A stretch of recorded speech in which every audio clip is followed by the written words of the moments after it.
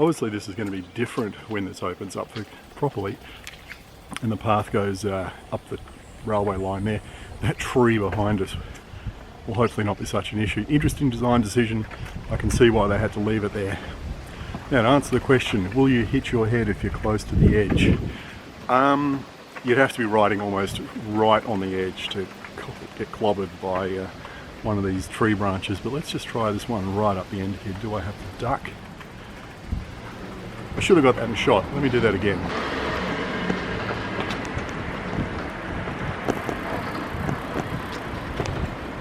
While we're going back up this way, let's just try going around this tree again from this direction and see what it's like. I mean, obviously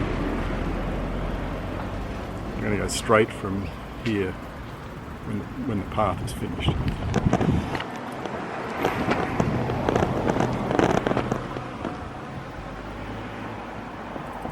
So the path, when it's completed, should be going up that hill somewhere. So this kind of mess that I'm standing on at the moment won't be such a problem. Let's try this again. Tilt the camera so I get the top of my head in it.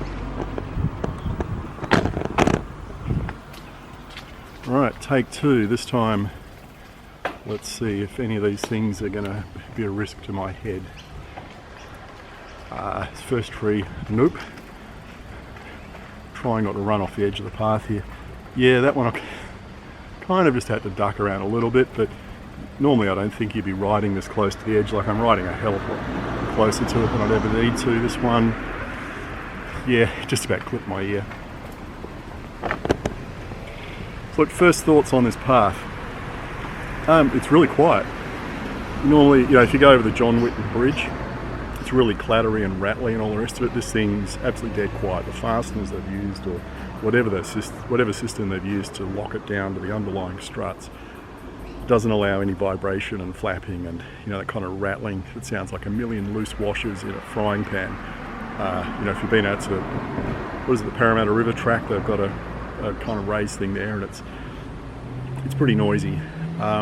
This is nothing like that. Concrete's nice and smooth.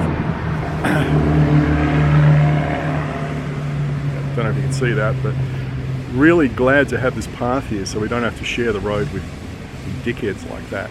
So, you know, well done council for giving us this, so we don't have to put up with bloody booms like that idiot in his V-dub. Anyway, it'd be interesting to see what it's like when, I don't know if they're going to put rails up here or anything, I don't know. But the next section that's going to go up alongside the railway line, who knows when they're going to start work, who knows when they're going to finish, but this bit's looking pretty good so far.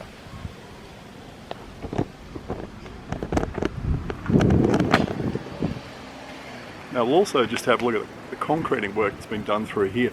Interesting how they've managed to widen this path so substantially coming under the railway bridge. Now, one complaint I did see on another bloke's video, which I'll link to, is these road crossings, and it's unclear who has right of way. Is it drivers going in and out of the car park, or cyclists and pedestrians? And my understanding of the law is cyclists and pedestrians do, but it's not clearly marked on the road to say that. And that is where we have an issue with a lot of these things, that a lot of drivers think might is right, they've got right of way, and they'll just go charging across unless they're explicitly told. Like over here with the pedestrian crossing, there's a crossing, you have to give way to anyone on it. So that's why crossings like that one back there, yeah, it's great, it's raised, it's a continuous footpath, it's made of brick, it's got all the right design elements, but that's not going to work unless drivers know they have a responsibility to give way. And it's that education thing, like, that's missing. Bloody hell, they're in a hurry. Yeah, I can see the speed cushions aren't working too well. Like, if I'd been riding down there, then kind of sight lines to the left there are blocked a bit by trees. Would they have seen me coming up towards that crossing? It's not a pleasant thought. Yeah, maybe they need to put a cushion further back, because it looks like this road through here is a bit of a rat run, and yeah, people aren't driving through that slowly, that's for sure. And when I was here the other week testing this, a driver came absolutely fanging from around there and only just pulled up at the pedestrian crossing for me. So yeah, I think until drivers get used to the idea there's going to be people going across here, use this with extreme caution.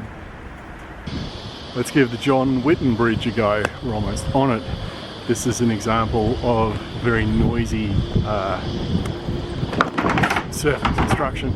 And okay, well, it's not too bad now after they've rebuilt it after the fire. Let's give it a speed up. Clatter, clatter, clatter. I mean, at least it's not moving. Oh, that's the new section.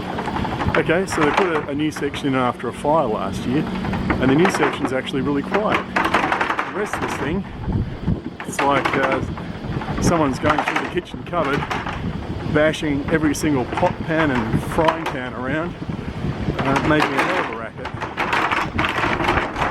Yeah, it's a bit lumpy in places as well.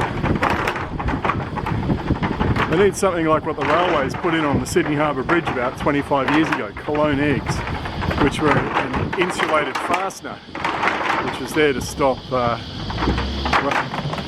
noisy wheels. But anyway, that new section of Greenway and Hercules Street certainly does not suffer from that problem.